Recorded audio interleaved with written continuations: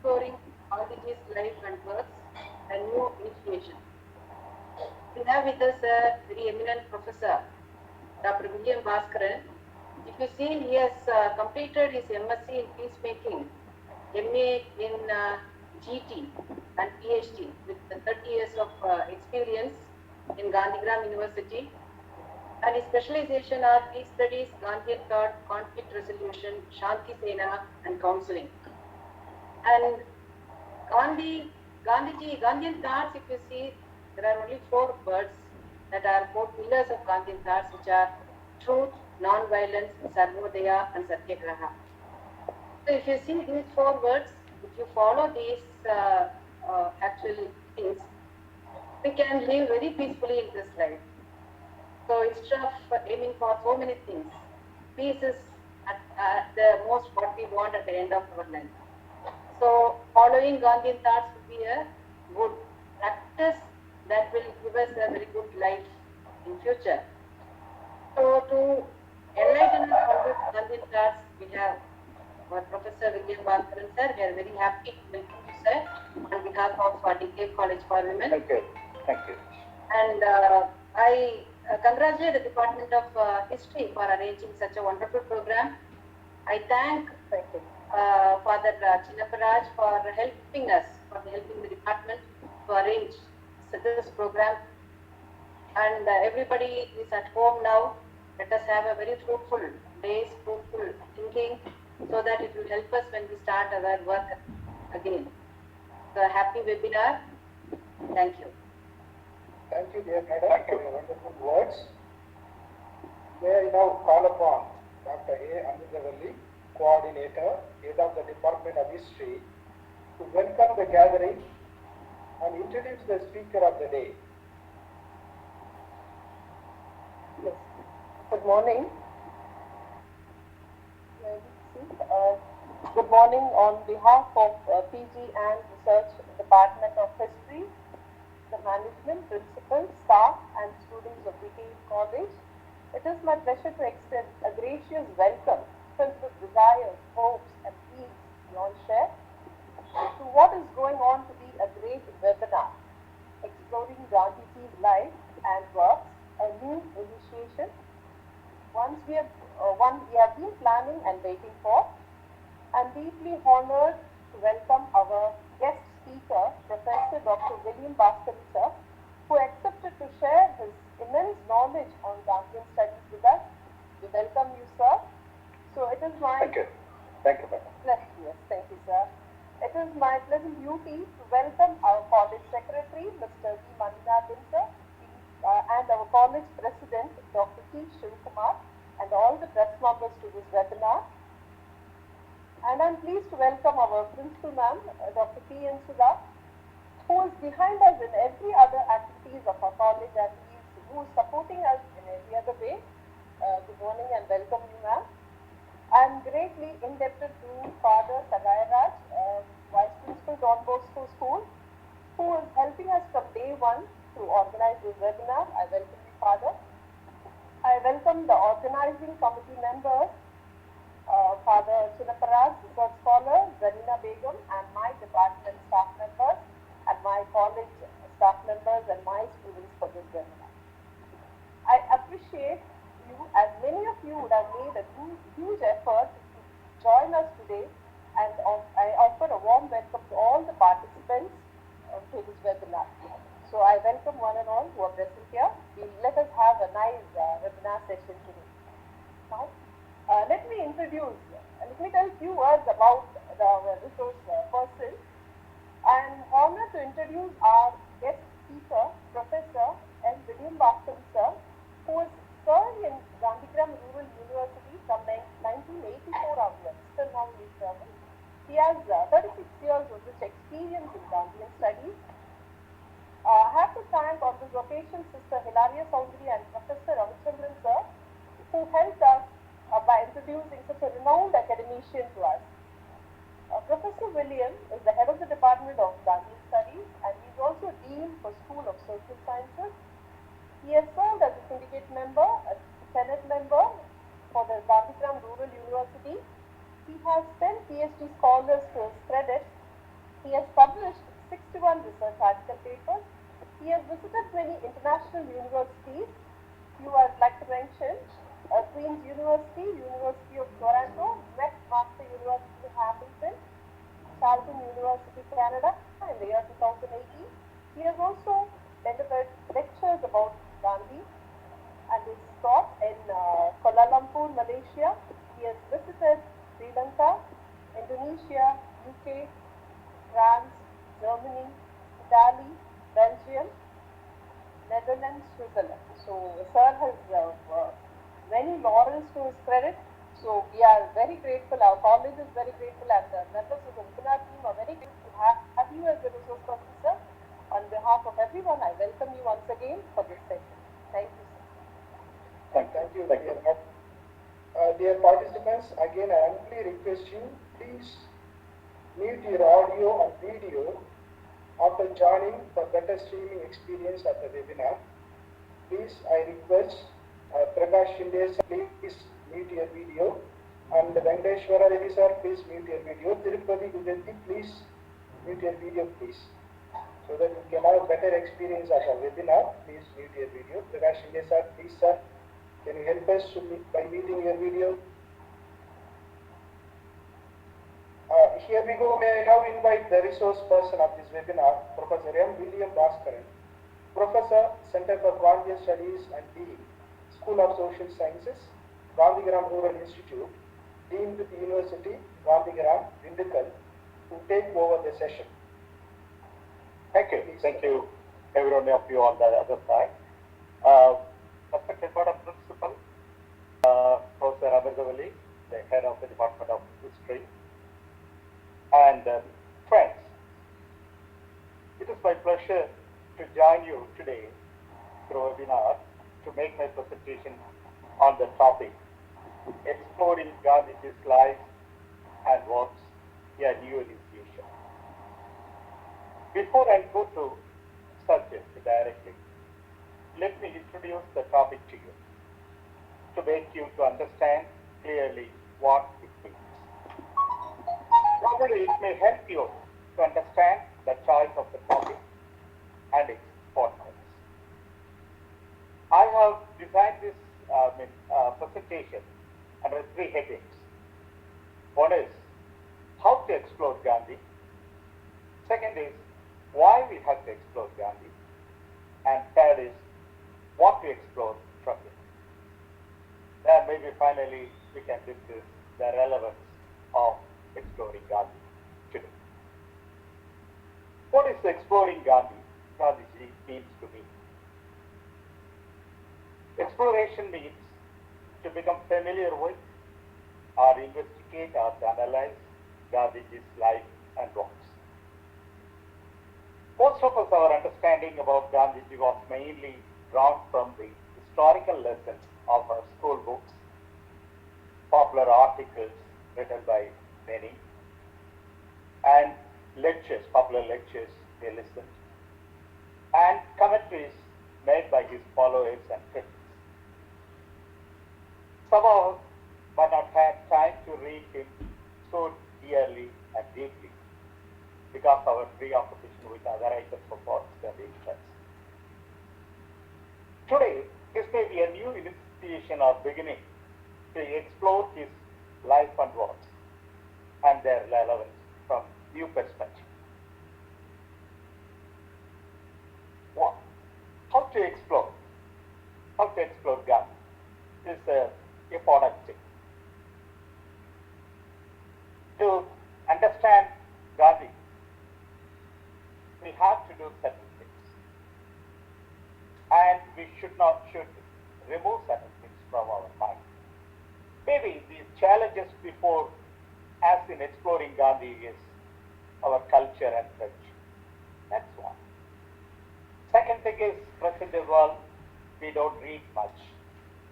We listen from others, or we just read things from social media and other popular media and frame our thought process and fix our ideas. I think it doesn't allow us to go deeper into the subject and it doesn't allow us to have a right perspective about his personality and his works. So the second challenge is the tradition and culture in which we are brought up. Maybe our faith, our religious faith, our kinds of traditional things, which acts as a hurdle for us to understand what it means.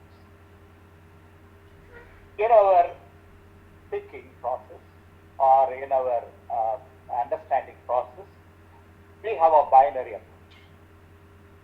What it is, we like and we dislike. We are for and against. Because we have the two opposite stands we take.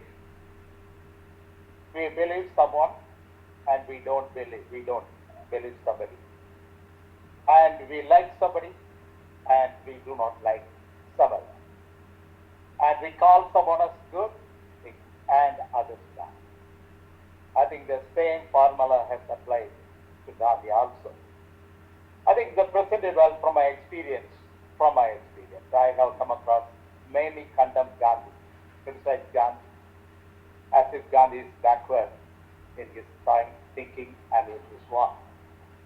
And yes, a number of people are worshipping Gandhi, praising Gandhi. So the stand is opposite to each other.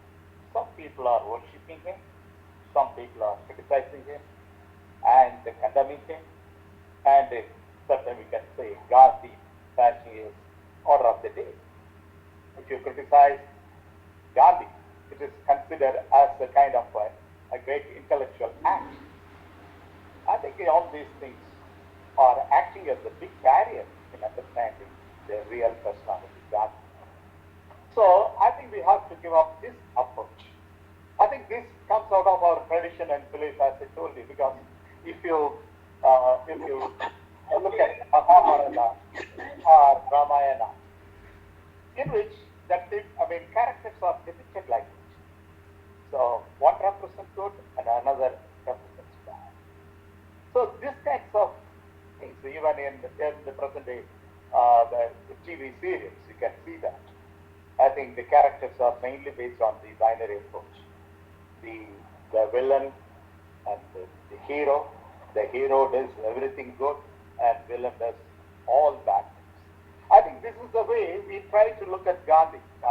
Some of them protect Gandhi as the villainic, and some of them glorify him and even present him like a godlike person. I think these two things do not allow us to understand the Gandhi life and works from clear terms. So, what to do? How to go about it? I think there are many other approaches which are helpful to us to understand Gandhi carefully, more deeply. One of the approaches is called dialectical approach. William sir. What is dialectical? William sir. If you are presenting PPT, you can just click the button, no? PPT. Oh, yeah, sorry. Okay. Yes. You are right. Yeah. Oh, this is the thing which I explained just before. Maybe, the yeah. binary approach. Yeah. Right. Yes. See, this is the thing I am presenting. What is dialectical approach? It is an interactive process. We have a conversation with each other with mutual respect and try to understand the point the other person has and try to present our facts and the data to others in a careful way, with a respectable way. And this is how we share things. This sharing process helps us to understand things very clearly. If it is about Gandhi and his life and works, if we share, I think, our ideas, our readings, our understanding about him with mutual respect and with clear-cut data and information, I think that will help us to understand him. I think in the ancient Greek world, they had the dialogues. They do a lot of dialogue, and even Socrates has did a lot of dialogue work to make you to understand the facts and about democracy particularly. So in the present world, I think we need to have this dialogue approach. But we are very good at debating. So I think in TV shows are propagating this method, debating. So where we try to criticize or try to prove our points at the cost of the facts and figures. So we don't bother about the facts and figures. Rather, we try to win the argument. So the debating will not help us. Rather, dialogue will help us to move forward in understanding and a personality and this one. Then the next approach which I want to present is this dialectical approach. I think this is more intellectual and very critical and logical and analytical in nature. I think the scholars who pursue their research and certain subject, they adapt this methodology very carefully. Maybe in dialogue, which is of more interaction, but it is of more critical in nature. So this is the Hegelian approach. Hegel taught us the dialectical approach. Of course, widely this was practiced by Marxian thinkers. I think this approach will help the researchers and has to understand Gandhi carefully. So there's a statement, thesis and antithesis, and that something comes out of that when they interact. Something comes out of that. We call it as a synthesis. Even Gandhi has used these methods in explaining truth. He talked about absolute truth. The absolute truth is not known to many of us. We are not good in understanding what is absolute in nature. So, what is truth? He says there's an absolute truth which is beyond our comprehension. But what we face in day-to-day life is relative truth, which we face, which we see, which we feel, and that is real to us. But that is not an absolute truth. There are some unknown facts behind that. We have to go forward in understanding it. So when these two things interact, I think we get a new truth. That may be a base for another movement, because dialectical approach sometimes is a continuous process. Sometimes the synthesis becomes a thesis or antithesis for another discussion. So it's an ongoing process, so which uses a logical method, analytical methods, and through which we try to understand the fact, truth, carefully. So I think we have to use these methods to understand Gandhi. I think we cannot blindly believe what others said about Gandhi, and we cannot simply go by someone persuade us to have a faith on him. Rather, we have to make a careful analysis in the academic field to understand Gandhi. Then there is another approach called a Fisher approach. It's called an integral approach, which includes all different kinds of approaches, all different kinds of approaches. It includes psychology, it includes biology, it includes history, it includes economics, and different fields. I think we have to apply all this knowledge in understanding Gandhi. The course which I did during my postgraduate days are designed on this basis. It's called MSc Peacemaking. My professor, Dr. Jayaprakasan and Professor Nachalam, they made it.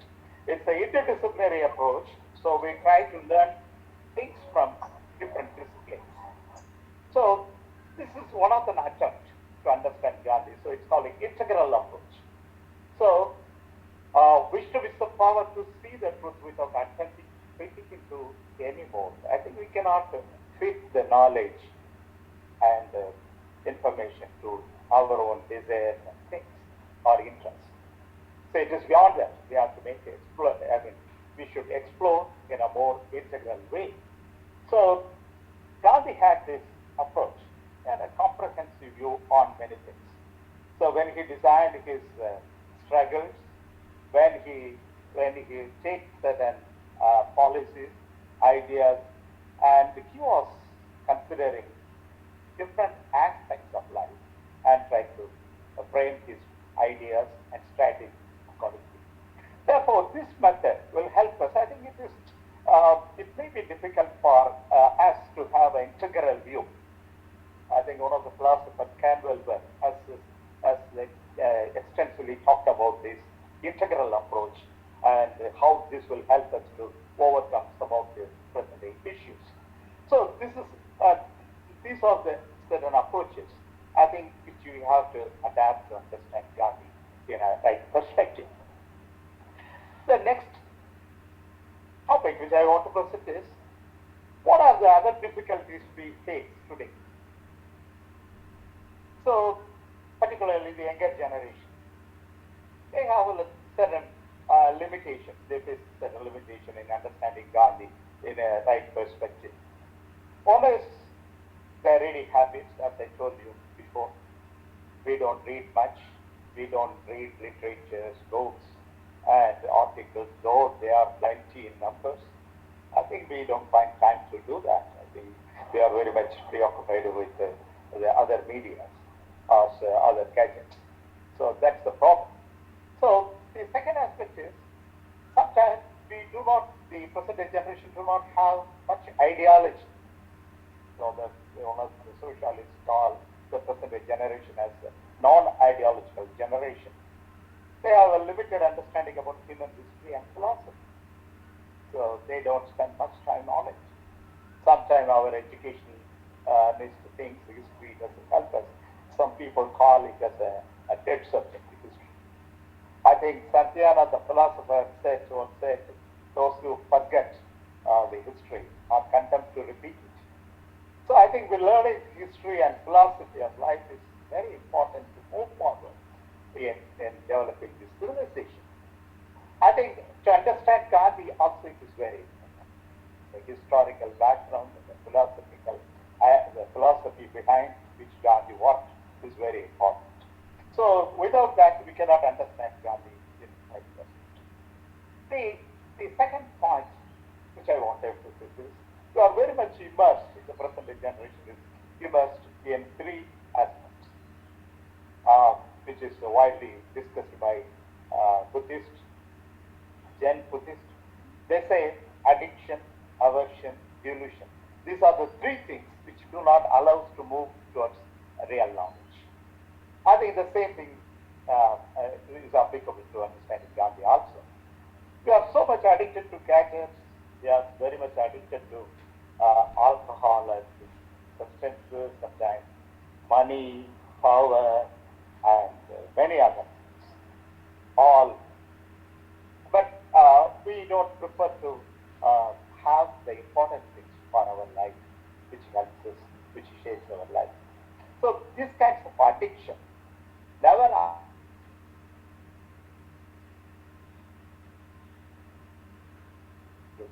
Life. And sometimes we reflect Gandhi based on our own addiction. So we try to relate Gandhi also like that.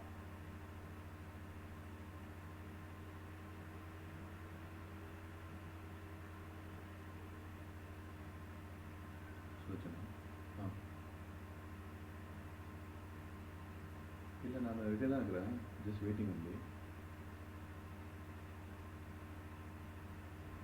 சரி, meet பண்ணலாம் வர சொல்லு, apply பண்ண சொல்ல முடியும். சரியா? Time முடிஞ்சிருக்குமான்னு தெரியல. சரி, பார்க்கலாம். Okay. Yes, will not help us to understand the reality. The third important limitation is delusion. Delusion is a kind of maya, or that this is a kind of imaginary things we have. It's not a real. We always live in daydreaming, or sometimes we visualize things without facts. So this delusion has to be changed. The maya should be removed from our mind. The thought control, because we are very much controlled by certain thoughts. Probably nowadays people talk about memes, the thought virus, which control our mind. So I think we should get out of that. So some of the bad thoughts which occupies our mind and manifest and delude us from understanding God. So that has to be overcome. Then the next part is, I think the present day generation is very much driven by gadgets and technology. So our cell phones are occupying much of our time and other technology. So we are very much technological oriented, not relationship good in it. It's a kind of mind colonizing, so it controls our thoughts. We are very much preoccupied with the gadgets and technology and never bother about relationship that is important. Unless we have this, probably we cannot go forward. So these are some of the limitations which we have to overcome to understand God. And why you should understand God. So what's the need for exploring God? So Buddha talked about awakening. The awakening is important for moving forward to attain enlightenment.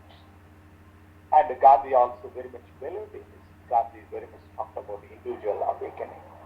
He wants to create awareness on many things to our people.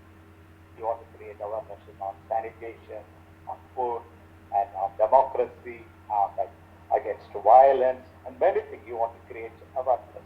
Without that, individuals cannot perform their work and duty properly.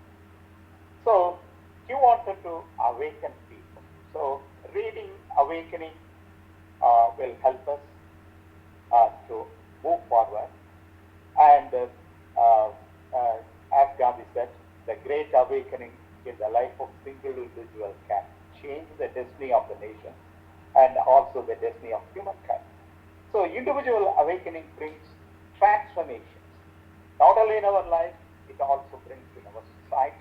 Therefore, we talked about awakening. I think in the COVID-19 period, I think the government now says controlling COVID-19 is not in the hands of the government, rather it is in the hands of the people.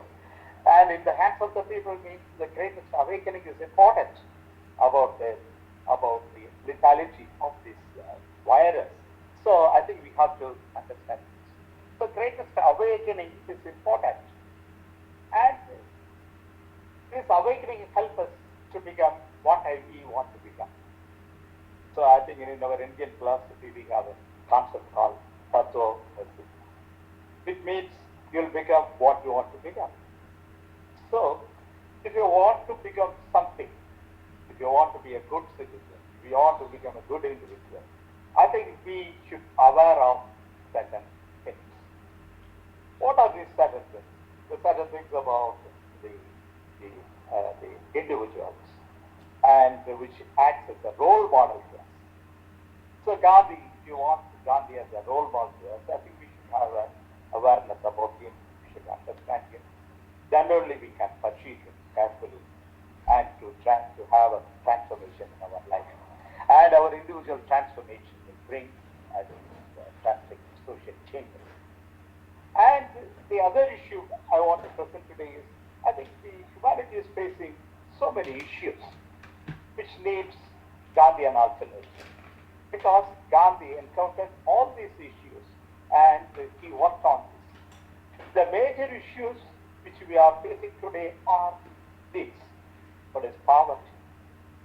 Poverty, though governments have taken so much of effort, have spent a lot of money, as according to the statistics, I don't know the reality. They try to eliminate poverty, but poverty still continues. Why it continues? Is it because of the lack of technology? No. Then why it is continuing? Where the real problem lies with? Is it because technology? If it is not a technology, then with whom it is? Is it with the humankind? Maybe. And if it is so, I think we have to change our. So poverty is what Gandhi spoke about it. He said poverty is the worst form of violence. That. And the second thing is called discrimination. The discrimination, inequality, injustice, all these issues. I think the present day world, I mean America, facing the issue of discrimination. What's happening there? The advancement, the achievements they had so far has been destroyed overnight. They loot the shops, they destroy the properties, and so much destructions are happening. Not only in America, in India also it's happening.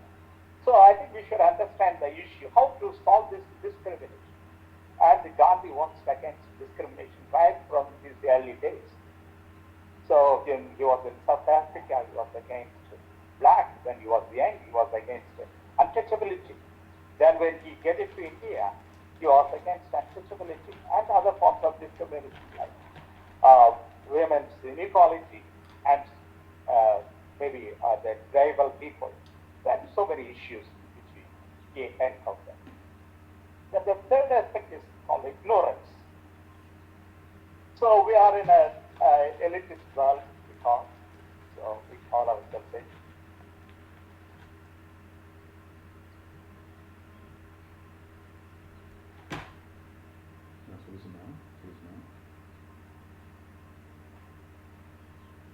இல்லைடா இங்கே என் ஸ்க்ரீனில் ஒன்றுமே வரலையே, யாரும் வரலையே இந்த ஸ்க்ரீனில்.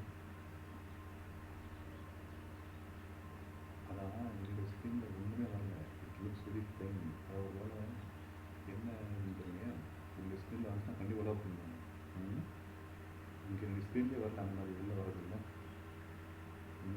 சரி பார்க்கலாம் just. Okay. S okay.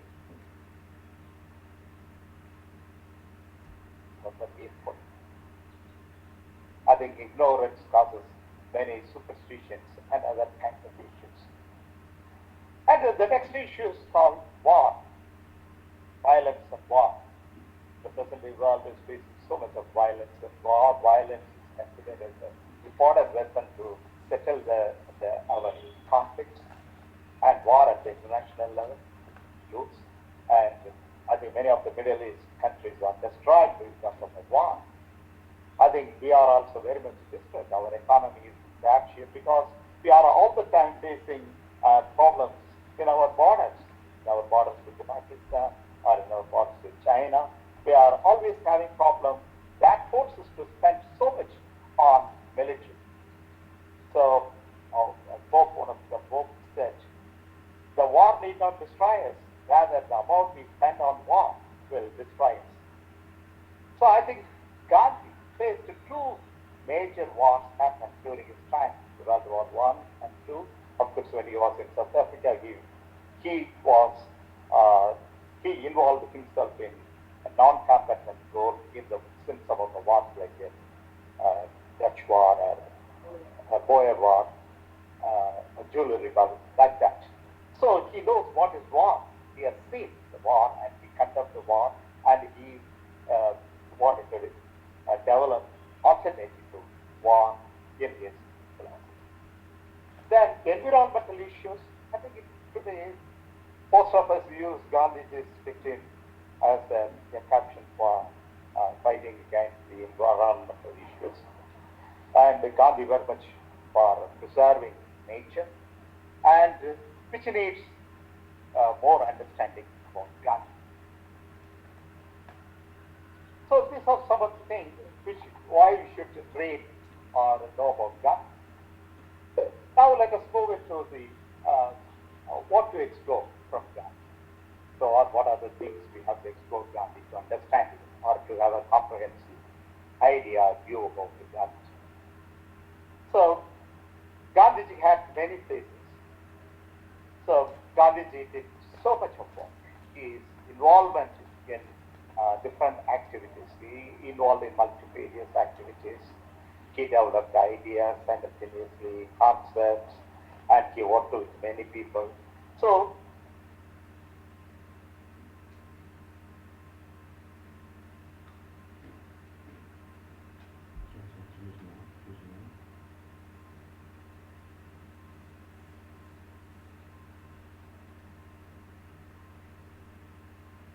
Time ஓவராக இருக்குங்க. ஏன்னா எங்கள் சேனலில் ஒன்றுமே வரல, யாரும் உள்ளே வரணும்னு தெரியல.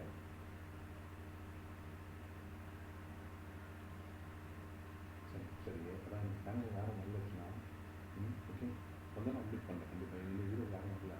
Okay will go ahead okay okay. இல்லை இப்போ நம்ம லைனில் லைவாக போயிட்டு இருக்குது, அப்படி பேசிக்கலாம். Okay will go head.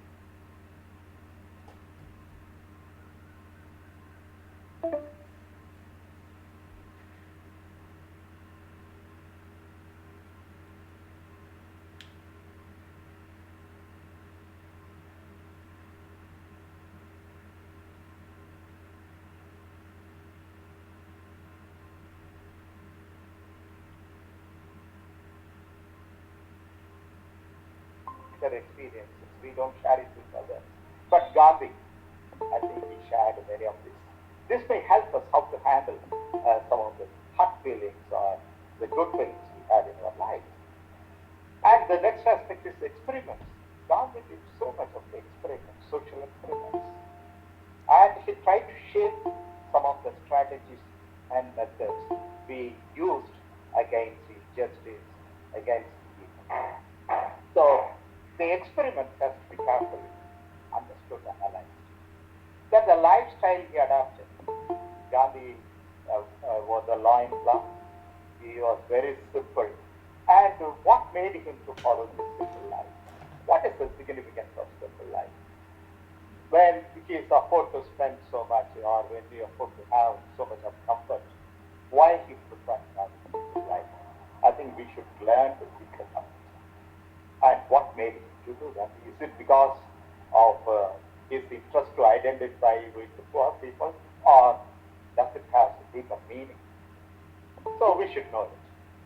That the period of his time or the context in which he lived. So I think it is very unique, very important for many of us, I think scholars, has to consider this. Because when Gandhi is criticized, they criticize Gandhi because they say Gandhi was against this and that. So under which context, or sometimes most of his criticism is Gandhi was not focusing on this particular issue. He should have done this. But see the context behind which he did. What pressurized him not to take up some of the issues in the front line? Why he gave different kinds of approaches while dealing with some of the issues? I think we should know. So time frame is important. That time in which he lived is important. The next aspect is strategies and methods he used. He was very careful in choosing the strategies and methods. He tested, he experimented some of these strategies and methods and applied it the last week. So Gandhi is not just, I think, making comments or declaring certain strategies. How can I? So this strategies and methods we should analyze. Then the last point is his association with leaders and people. Gandhi was mingling with many people, belongs to different culture, language, and region, and he was working with many different kinds of leaders, whom he was maintaining a cordial relationship with. Some people he had a strained relationship. So what made him to have this strained relationship? Why he was so closely work with certain people? And what kind of relationship he had? Because he was working with opponents, enemies, and he was working with friends, bystanders, opportunists, and many different kinds of people. And how he handled all of them. So this is a very interesting area. If you really understand this aspect, our relationship with other people will be very successful. So let us try to understand some of the areas of this. The ideals and goals of Gandhi. What are they? What are the ideals and goals he had? He wanted to achieve Sarvodaya. I think Sarvodaya is not the shops. I think the present day generations are very familiar with shops, and they sell khadi cloths. I think that. And behind this, there's a big ideology called Sarvodaya. What it means? It's called welfare of all in English. So unlike other philosophers, they thought of the majority, welfare of the majority. And some of them were focusing on the welfare of the minorities. But Gandhi talked about welfare of all. So I think it's a unique principle. He talks about the welfare of all. He says everybody has to have everything. That's his idea. So maybe the capitalist thinks the welfare of the capitalists are the rich people, and maybe Marxians, they think more of the welfare of the laborers. And such kind of perspective. Gandhi differs from them, and he was thinking of all. And how to achieve this? By achieving Antyodaya, through Antyodaya. What is Antyodaya? It is called welfare of the last man. When you protect the interest and welfare of the last man, then everything will be all right. I think we have achieved Sarvodaya. So he gave a clear-cut yardstick how to measure the achievement of Sarvodaya. Have we worked for the last man? Have we ever considered? Are we marginalized? So in the present day society, it's a big debate. What principle we have.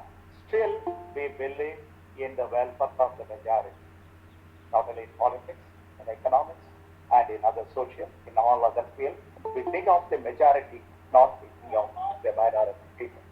So I think we should consider this fact. Then the philosophy or the guiding principle Gandhi used. The Mada principle said about truth and non-violence. Yes, that's the fundamental principle of Gandhi. Gandhi worked on truth and his works are based on truth and non-violence. And he gave a beautiful explanation for truth. I think we should read more on truth and non-violence, the ahimsa concept. Ahimsa is not limited to religious ideology. It is something very practical in nature. So what is non-violence and truth? How both are linked with each other? I think we should know. Because in the technological world, I think exploring truth is a big task. Understanding truth needs more attention and more careful reading, more careful analysis, and all these things. And Gandhi spoke very much on this aspect. I think scholars have to try to understand Gandhiji's principles of truth and non-violence. Historically, I think there was a question asked to Jesus Christ. The Pilate asked, what is truth? And before Jesus answered to that, he got impatient and he passed his judgment. He never had a patience to understand truth. I think still we pursue the same policy in our life. To understand truth, I think we should explore and experience and the personalities and all that. The second aspect is ends and means. I think it's a unique principle. Gandhi gave more importance to means, but today we give more importance to ends. It is very contrast in nature. Therefore, we don't understand Gandhi. So we want to achieve things. Our priority is on achievements, on attaining the goal, or attaining the success, not about means. We say we can use any means to achieve something. But Gandhi differed with it. He gave more importance to means. To him, means are everything. If you take care of the means, the end will take care of the substance, according to him. So he gives more importance to what is means, the way we use or we adapt to achieve our goal. Therefore, Gandhi preferred non-violence as the means to achieve his end. Then the next aspect is the rights and duties. We are living in the world of rights. Everybody is claiming about our rights. Have we ever pondered over upon duties which we have performed? I think this is the biggest question. Now the government is also asking about the duties. So you question the right, you have about your rights, but have you done your duties? Even to encountering the COVID-19, it's very important. Have we done our duties? Do we follow the instruction given by the government to protect ourselves? So we need an implementing agency, police, to execute all these things. We are not coming forward voluntarily to follow these things. That is duty. I think we have to give more importance to this. As Gandhi said, if you take care of the duty, rights will take care of it. So Gandhi spoke of duties more than the rights. But he never compromised with rights, please understand. He never compromised with rights. He was fighting for rights. He's fighting against discrimination, inequality and all that. That linked with our individual rights. The next important aspect is decentralization.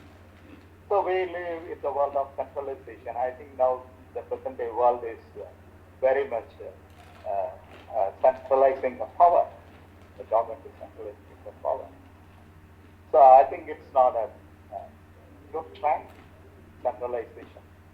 Gandhi worked for decentralization of power. That means power will remain with people, not with government. The government is an institution, doesn't have any soul, but people have a soul. So power should be in the hands of people, he wants. Therefore, he recommended a panchayatira system like that, so that people will be more powerful than the government.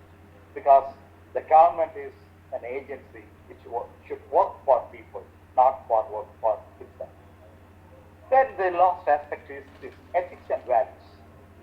This is very important, ethics and values. Do you follow values, human values, in day-to-day life? Of course, Gandhi borrowed certain things from others.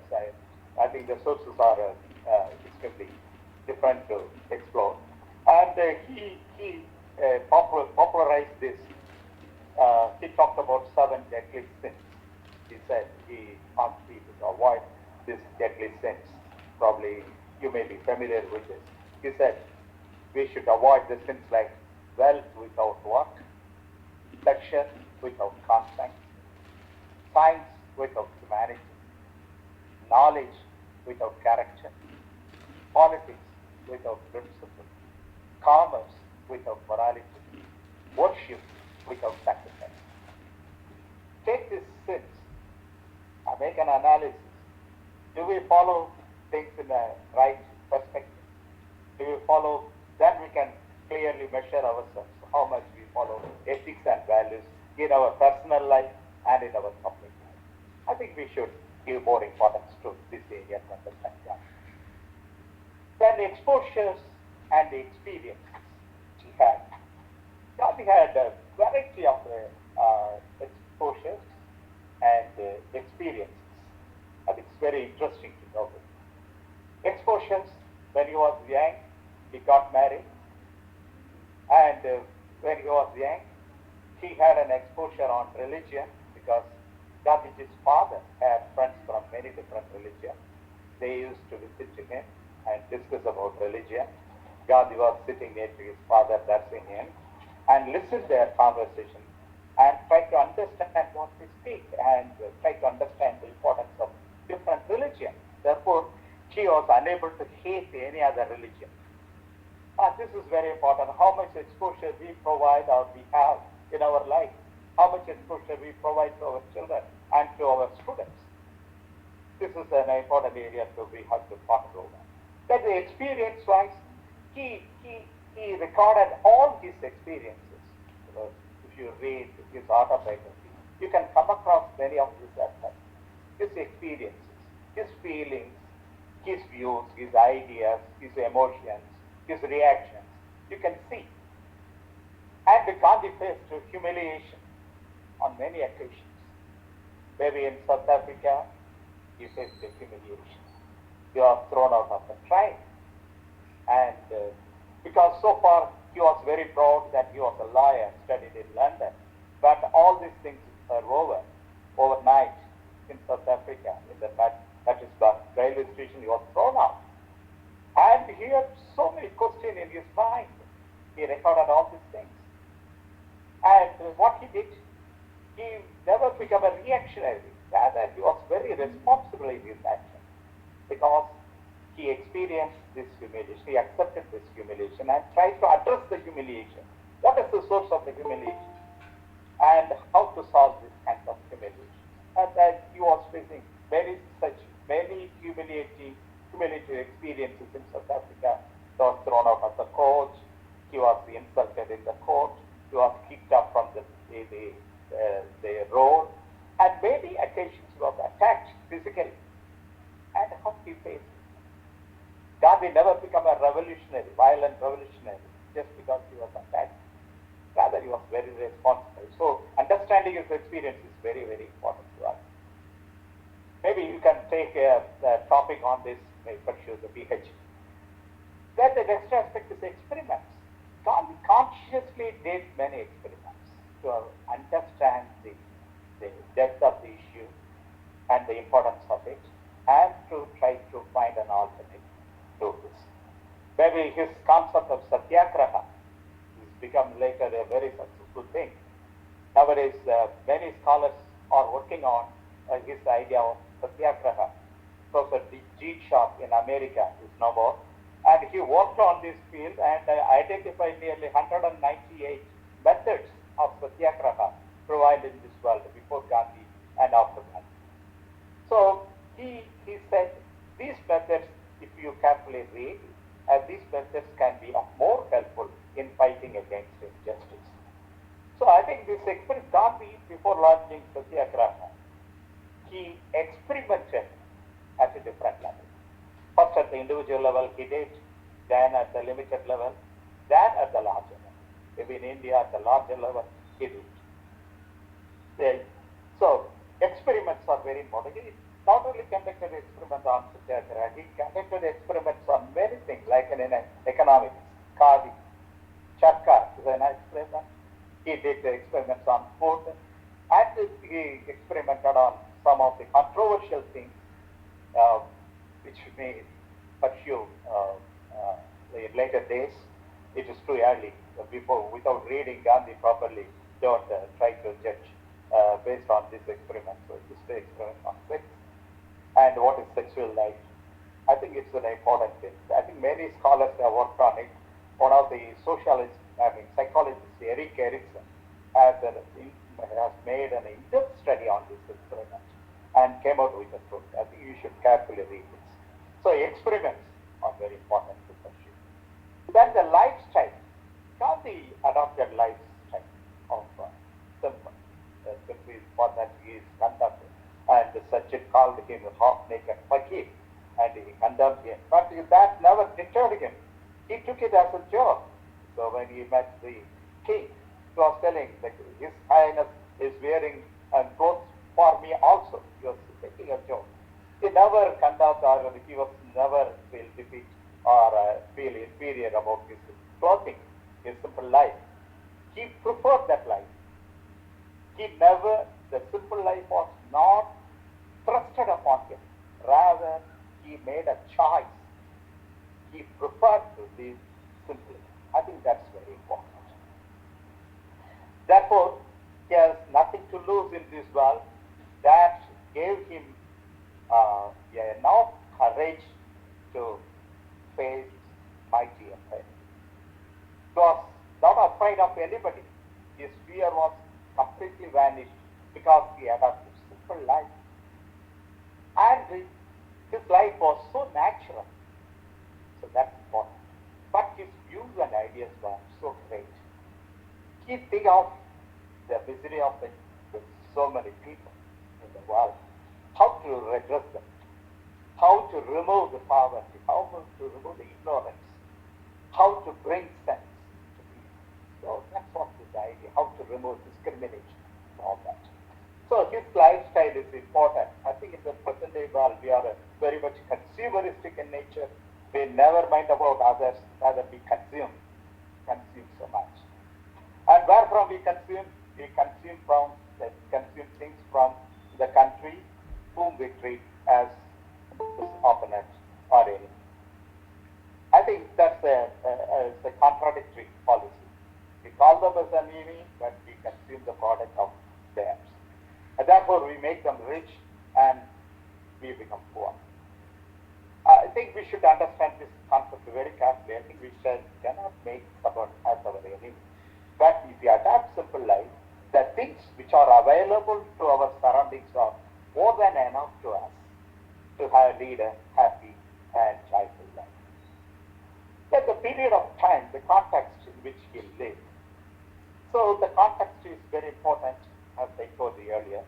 So Gandhi lived during the period of colonial time. So there was an absolute slavery. We cannot question British. So we were more of like a slave. Not only we are afraid of the colonial rulers, we are afraid of our own masters, because the caste system also created a kind of colonial system. So much of slavery in the world, and Gandhi has to fight against the British Empire and the slavery system of our own. Then he has to work against the poverty which was so prevalent. There was famine during his time. So the Bengal famine and the Bihar, there was the famine. So much of famine. So the poverty was so acute in the rural areas. He has to rebuild the rural areas and change the life of the rural people. The prejudices he had, religious prejudices and the caste prejudices were there, discriminations were there, ignorance were there, superstitions were there, and the wars were there. So during this period, Gandhi had to encounter many different things. Therefore, I think he has to give time to many of the issues. But narrowing down Gandhiji's work only to the freedom struggle is partial. I think it is very limited. That's not right. So you have to think carefully. And how to do that? Oh, one more thing is, and the strategies and methods he adapted. So Gandhi adopted many strategies and methods to encounter all these issues. For example, satyagraha, a non-violent direct action. This is a term I think Westerners took on. Maybe we prefer satyagraha, but it is a value-led term because satya, truth, and graha, holding truth. So if you want to hold truth, you have to follow non-violence. That's the idea of Gandhi. But Westerners just to take a non-violent concept and they call it non-violent direct action.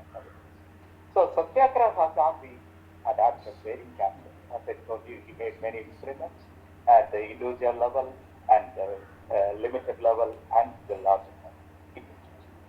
So it is a tool he used to fight against injustice of different kinds. He used to as a tool to fight against the British domination, the colonial rule, and he used Satyagraha to fight against the local slavery things like untouchability and economic imperialism and all these things. So maybe you may be familiar with, or you probably heard about the Ahmedabad Satyagraha. In Ahmedabad Satyagraha, Gandhi was participating along with the laborers against the Indian mill owner. So who is his friend? What is friend? So you should understand. Then the second thing is ashrama vows. Gandhi identified 11 ashrama vows. These ashrama vows are very important in shaping individuals, character, and life. I think we should have a proper idea about this. So here I borrowed simply the first 5 ideas which are common to Hinduism and Buddhism, which are the ahimsa, satya, asteya, parigraha, brahmacharya. These are common to them. And the other 6 things which he developed to the later context. So he developed these 11 vows to shape the individual life. So without having individual transformation, we cannot bring social transformation. This is how he built it. So now we attempt for many revolution, many change, but it doesn't happen because individuals are not changing. The greedy nature of the individuals are not changing. The prejudices are not conquered. So we have to transform our own selves. So Gandhi identified 11 ashrams for individual transformation. Then the constructive program, Gandhi identified 18 areas, so on which we have to work to rebuild India. So this is the important thing. Even now, these 18 programs are having validity. So Gandhi, the first important program is communal harmony. Though India made a lot of achievements, it was called as a growing nation, economically powerful nation, and all that. But all these things will disappear. Even the COVID, within the short period of time, affected our economy. But if there is a communal issue, if there is a conflict between the communities who are sharing this land, then that will completely destroy our economy and destabilize our nation. So therefore, Gandhi gave more importance to communal harmony. Then he said the removal of untouchability. So I think we cannot break our own friends. So here we have untouchability in America, it is racial. What is happening there? So you're all seeing the video footages or the TV newses, how violence are spreading and affecting the normal life and our progress. I think it should not happen in this country. Then, to have overall changes and make advancement, our education should change. So Gandhi developed a basic education. Of course, Gandhi shaped this concept not by himself alone. He was discussing with many educationists, and they all developed this like on the basic education, which is very important. But I think we academics, I think that also includes myself. we have defeated that because we are so comfortable with the Western way of education. We can teach and go, we can forget what we teach when we left. So we need not practice all these things. But basic education compels us to practice what we teach. So this is a very contradictory thing. I think unless we follow this, what we teach, unless we practice what we teach, I think we cannot bring much change in this country. Then the trusteeship, we want to bring change in economic structure, and how to bring it. We developed an idea called the trusteeship. He gave the formula of trusteeship to us. Then Sudesi, this is the principle Gandhi adapted during his lifetime. Sudesi means depending upon ourselves. So relying upon local resources.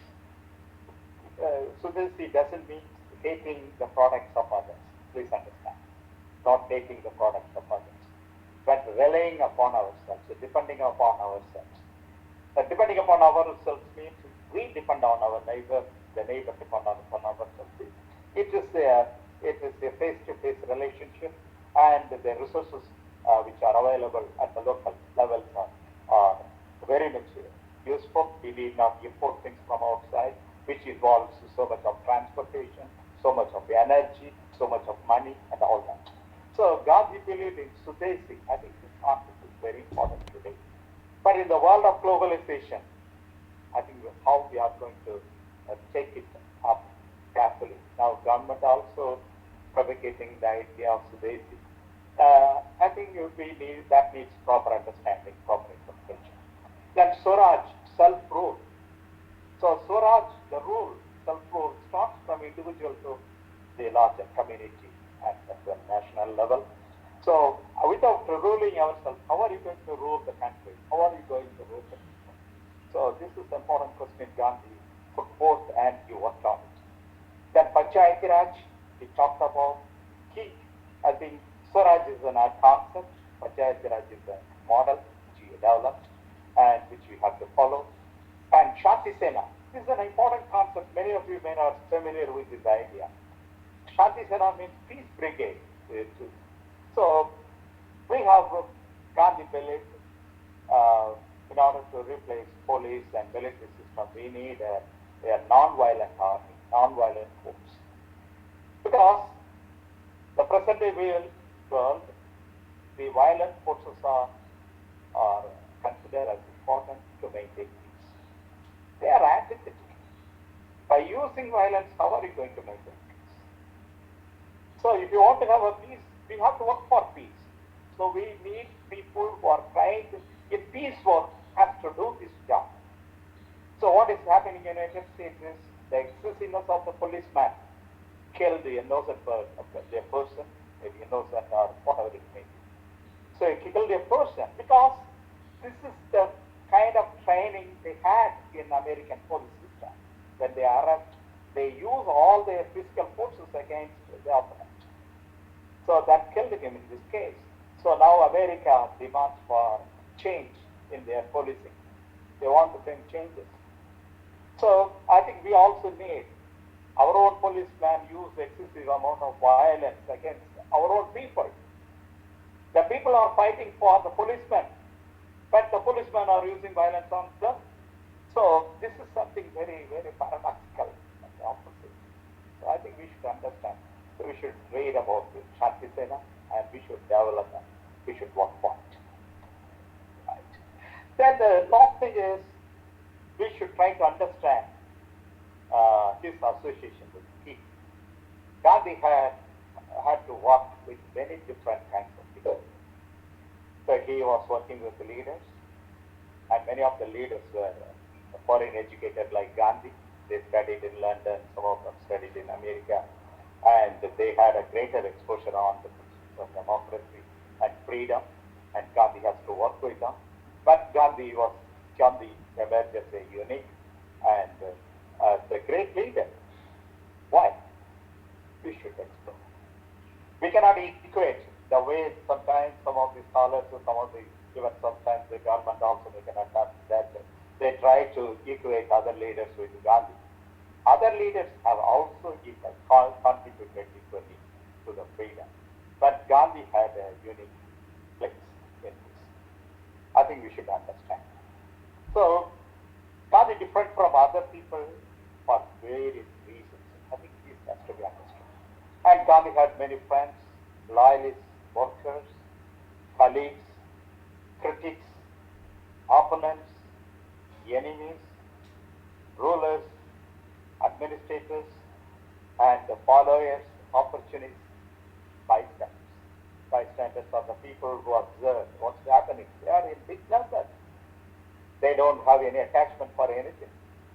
And Gandhi had to work with opportunists. They were with Gandhi, but when we got freedom, they shifted their lives to power. And some of the followers lost many things, but never they claim that they have lost things. I think all these things have to be understood. So what kind of people we want to become? Are we going to be his opponent? Of course, Gandhi liked his opponents. He never had any inhibition to talk to his opponents. He talked with Ambedkar, he talked with Jinnah. They were his opponents. Of course, dealing with the enemies are very different. Sometimes when they don't have faith, I think we cannot deal. So, given that, Gandhi was talking to them with the enemies like Sanatana. He was trying to correct them. But ultimately, it cost so much to his life. So, Gandhiji's association with people is a big area to be understood. I think few scholars have written books on his association with people, like women and some of the leaders. But other areas they have not explored much. So, like rulers and administration, the opponents and the enemies, and the opportunities. I think that needs more courage, and that should go supported by reasons and statements. So, this is an area to explore. Yeah. I think we have come to the end point. So, to understand Gandhi, what we should do individually and collectively. At the individual level, I think we should change our thoughts. We have so much of prejudice. We have so much of bias towards them. This is not because of our fault, because our education system didn't provide any opportunity to read Gandhi carefully. I think some of these narratives are given in the historical lessons. They say Gandhi brought freedom to us. I think that statement has a lot of controversy. People question it. Is it Gandhi brought or Gandhi made us to work for our freedom? I think we should try and understand this very carefully. So, with our limited understanding and exposure on Gandhi, I think we should not develop any prejudice bias towards Gandhi. So, our thought structure has to change. We should have an open-mindedness, and we should try to understand. Therefore, I told you, the dialectical approach and dialectical approach. And if you are able to move that issue, that's fine. Then the second change which we have to have is in our lifestyle. If we want to understand Gandhiji's ideals and principles, we should change and we should make experiments in our lifestyle. Choose some area of your lifestyle and try to imitate Gandhi or try to follow Gandhi and experiment and come out with the inferences and share it with friends and share it with yourself. Let's say how far it is right and wrong, then you can understand. So without understanding, without having a proper experiments and understanding, I think condemning simple life is meaningless, or criticizing simple life is meaningless. So lifestyle is an important area. Then relationship with others. What kind of relationship are we have? And over partisans, there were many controversial things. Gandhi also responsible for partisans, some people say. But what he did, even when the talks were on, he went to Jinnah's place. He went to Jinnah's place. He never asked Jinnah to come to his place. He went to his place. On many occasions, while he launched Satyagraha, he used to say to the administrators, then the colonial rulers, and this is how we are going to organize Satyagraha program, because you are pursuing the wrong policy and principles. And this is the strategy we are going to adapt against you. But however, if you want to have a talk with us, I am ready to come to your doorstep at any time. So that's the kind of relationship one had with his opponents. And his affections for friends and his colleagues were so much. I think it has to be understood carefully. The way he treated his women comrades or colleagues are exemplary in nature. I think we have to explore all these areas. We have to make a study on it. I request you to make a study on this. Then the last one is the policy. About the ideas about wealth and towards other people. So what kind of policy we have? Do we have faith in nonviolence? Do we have faith in democracy? Do we have real faith in democracy? I think there is no place for violence. Then there is no place for intolerance. There is no place for hate. So I think we have to think consciously of all these areas. So individually we need this transformation. But collectively what we should do? I think we should promote Gandhian studies at different levels. I think I learned from Professor Vellore that many of you are the teachers from many colleges and scholars from many different fields. I think you have to work on this. Try to introduce Gandhian studies. Try to introduce Gandhi differently to your students.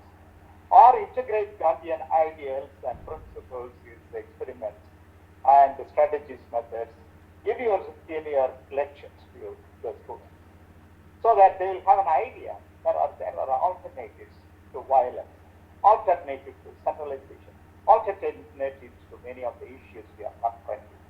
I think this will help us to overcome the present problems. And this is how Gandhi is more relevant to us.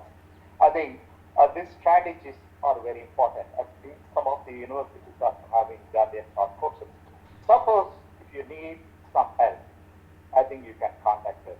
In Gandhigram, we have a Center for Gandhian Studies. I think we have been helping many of the education institutions to frame syllabus and Gandhian study programs. And we will come to your institution and help you to frame it. So we are ready to do that. Otherwise, you can look for some of the friends and experts who are present in your areas, and you can do it by yourself. I think UGC also helping us, but nowadays we cannot depend upon that. I think we should make our own efforts to mobilize resources and supports. And we should, as Gandhi believed, self-reliance. We have to rely upon ourselves to propagate the ideals of Gandhi to our students and people. Thank you, friends. I think I have given my lecture. I have finished. Thank you for your patience listening. I think there was no interruption today. So I thank you. I thank the organizers, and particularly I thank Father Sayaraj and Chinnaparaj, who facilitated the process of presentation. So I thank the college administration, the secretary, chairman, and the principal. And I thank you one and all. Thank you. Thank you very much, sir, for your wonderful presentation. And we will move on to the question session, sir. There are a few questions asked by the participants. Okay. I will pose the questions to you, sir, one by one. You can answer them. All right.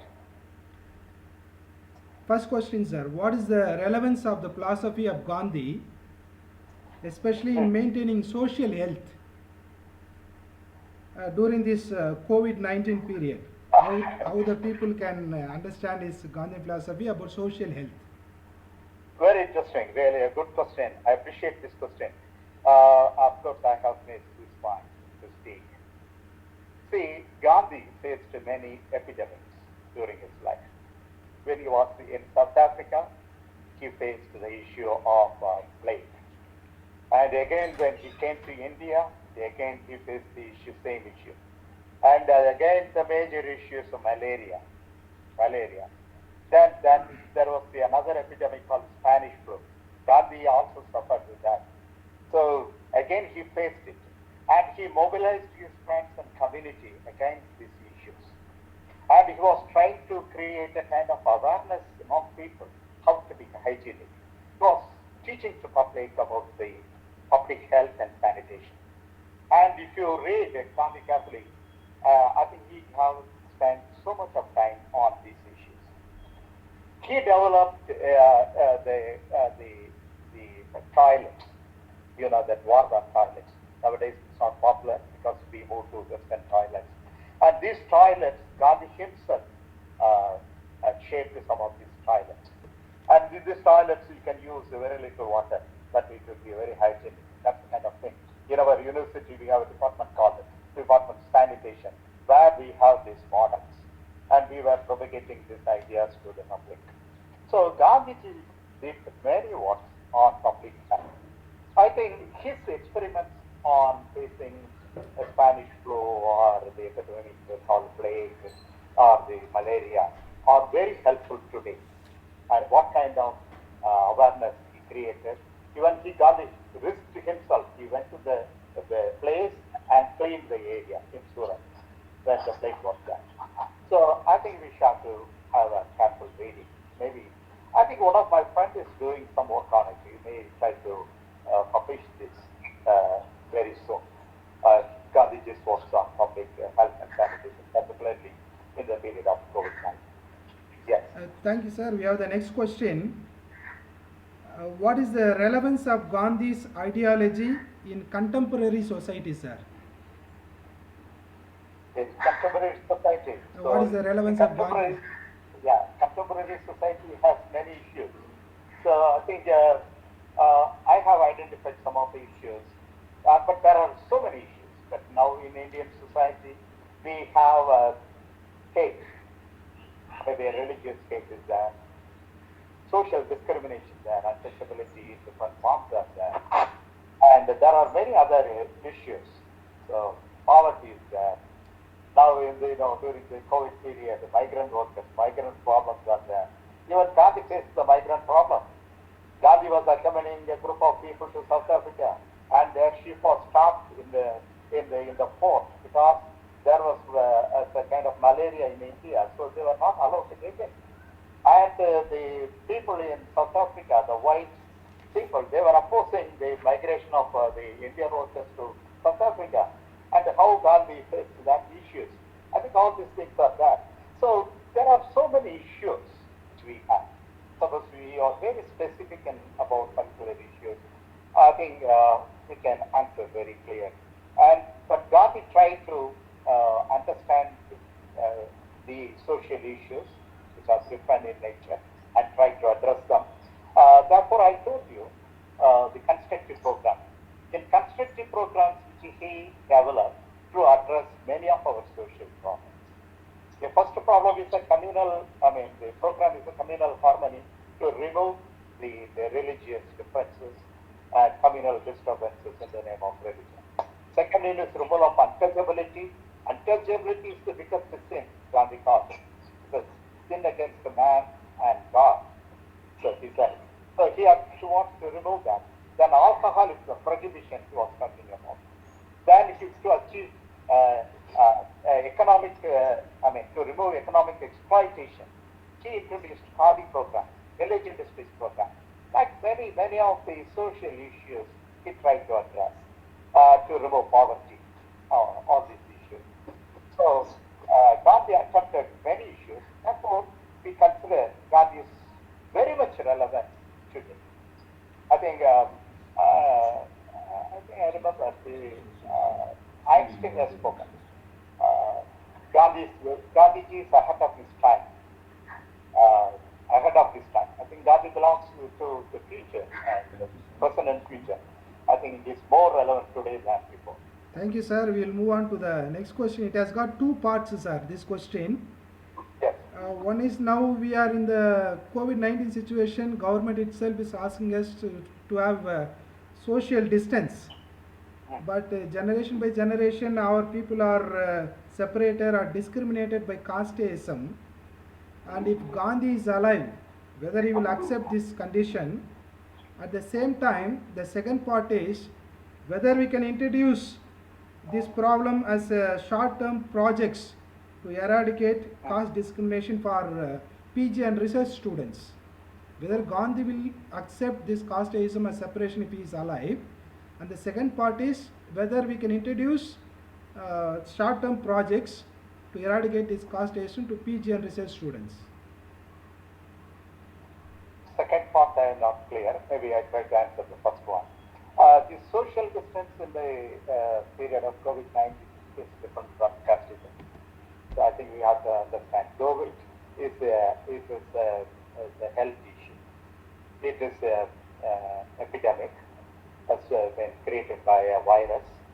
So it has to be dealt differently. So now the social distance is very important. Now there's no, I think we should not relate to casteism. Because social distance means I have to be away from my wife a little bit. So you see that even within the family, we have to be away from each other for keeping our health, to keep our good relationship. I think it's important. Probably, I think our friends have seen many of the social media clippings. So in China, what happens? The wife is coming out from outside with buying some vegetables, and then she was near to home. She sneezes, and when the husband listens to this, he kicked off his wife because of the fear of COVID-19. So it affects the health issue, affects the social relationship. That is a different issue. But casteism is a social issue which we created.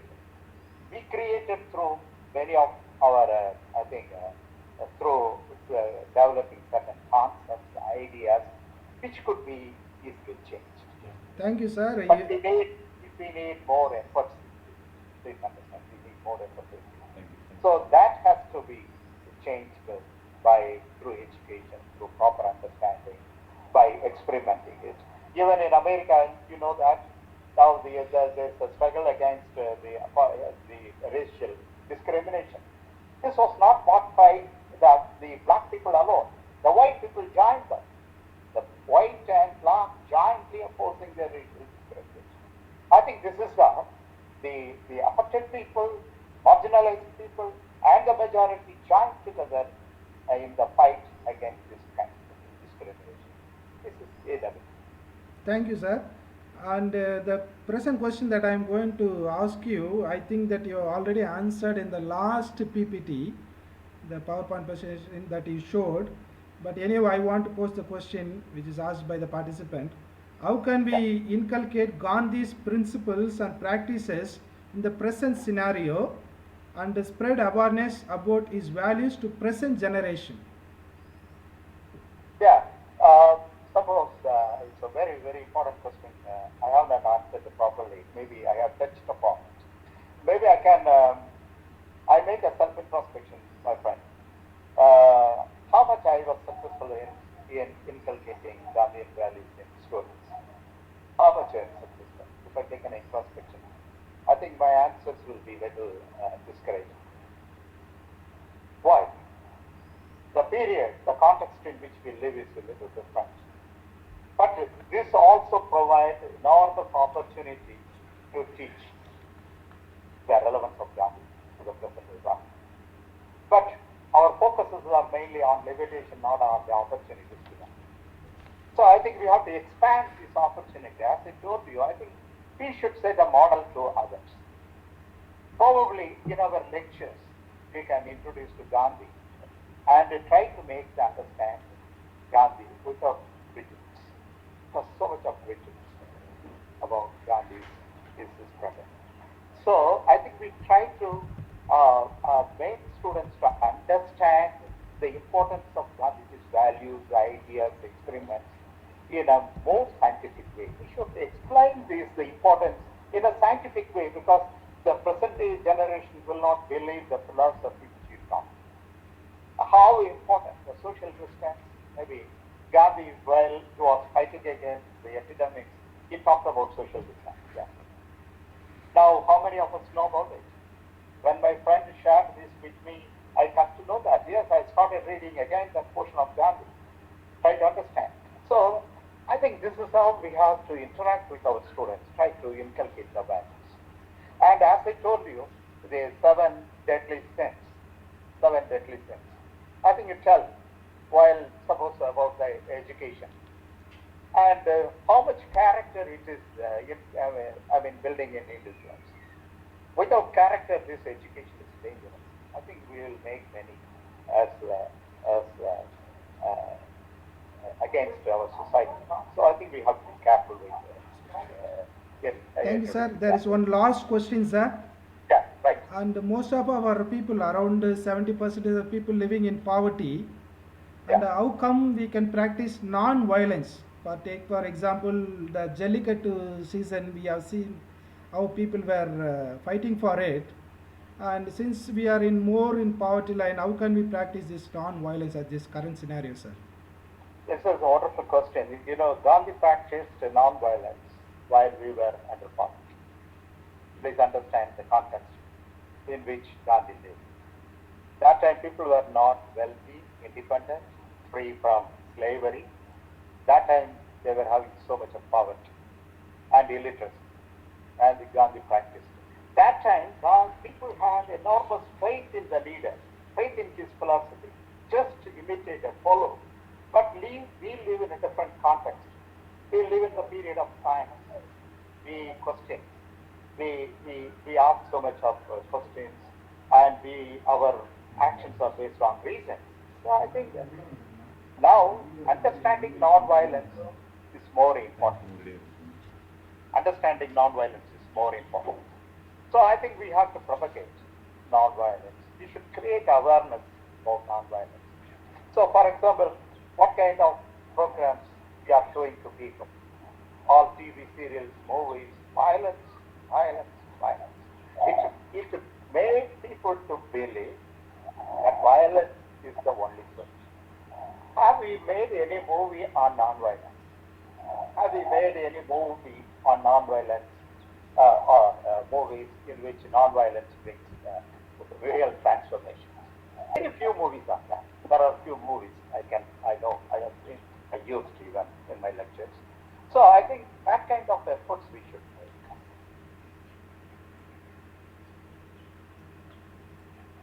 Uh, So failure uh, is not yeah. common. Yes, yes. Thank you very much, sir. Thank you. Sir, thank you very much. Thank you so much. Your session was very thought-provoking, sir. Wonderful session. Thank you. And now, Thank you. and now we'll move on to further proceedings, sir. Okay. Dear participants, the feedback link has been displayed in the chat box. Please try to fill the form, and those who are completing the process, you will receive the e-certificate through mail. And now may I call upon Dr. A. Amirdavalli, the coordinator, head of the Department of History, to propose vote of thanks. Yes, good afternoon to all the members present in the webinar. I hope everybody enjoyed this session. Actually, this session is an eye-opener session where we learned a lot about Gandhi. So on behalf of the PhD and Research Department of History and D.K.M College for Women, I thank our Chief Guest, Professor M. William Bhaskaran, sir, Professor for Gandhian Studies and Dean of School of Social Sciences. So it is nearly 1.5 hours we have been continuously taking this session. We learned many new aspects of Gandhian idea, and you just spoke about how we call enemy, but still we consume their products and we make them rich.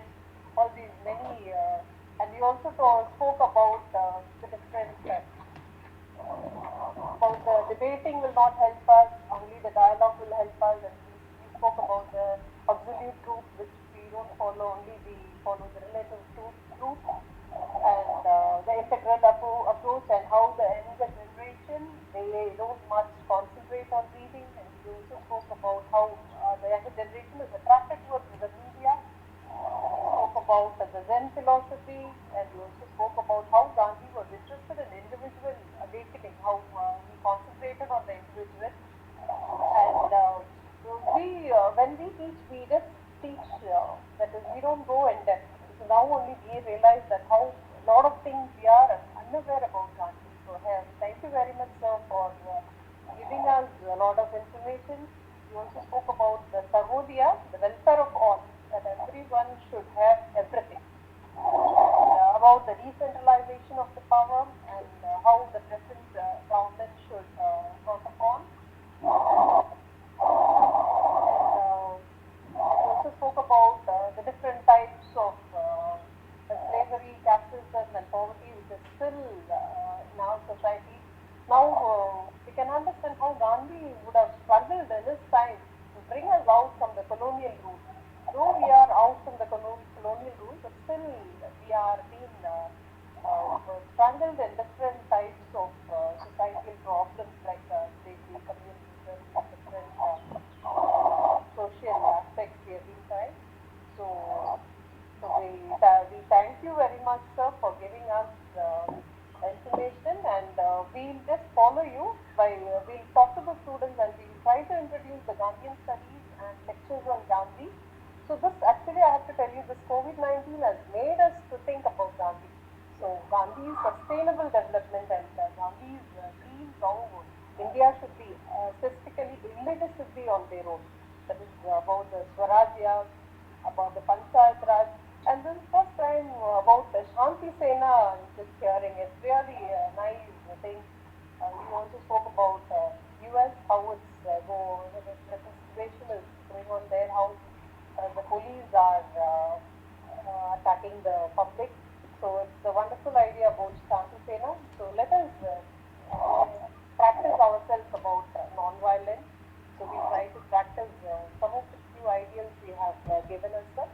So thank you very much for giving us insightful, inspiring, enlightening, thought-provoking speech. Really, we are gifted. All the students are gifted, and all the webinar members are gifted to hear your speech. Thank you, sir. So thank you, madam. Thank you so much. Yeah. Thank you. Thank you. Yeah, I'll thank the management, our principal ma'am, for the word of wisdom and guidance and motivation and continuous encouragement the management and principal ma'am is giving to us for conducting such opportunities for conducting this webinar today.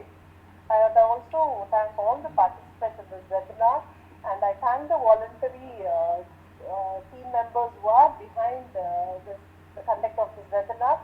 I have seen, I was really worried whether the session should not be disturbed and it should go on well as planned. Everything has gone well. There was no disturbance. So I thank all the participants. I thank Professor, that is Father Sagai Raj and Sumitraj, Zarina Begum, my department staff members, and all the webinar team. So I thank one and all present here. Thank you very much. Thank you. Thank you. Thank you so much for the time. I would like to, as an organizing secretary, I would like to thank our HOD ma'am for giving us this opportunity in the name of Dr. Zarina Begum, who collaborated with me as an organizing secretary. And at the same time, to you, sir, it was a wonderful session, and you have prepared and you have taken your personal time, and it is a very good session actually. You have taken a lot of time for preparation. So thank you very much, sir. And we'd like to thank our ma'am also for giving us this opportunity. And also we'd like to thank Don Bosco College, Yelagiri Hills, who has supported this event technically, and especially to Father Sagai Raj, the Vice Principal of the college, for helping us to organize this session. And I also would like to thank all the participants who gave their valuable time and who gave their cooperation. So thank you one and all. So the feedback link has been displayed in the chat box, and you can fill the form and you will receive the certificate through your email. And so thank you very much. So we shall conclude this webinar now. Thank you one and all. Thank you. Thank you. Thank you. Thank you. Now we can leave the Google Meet and we will conclude the session.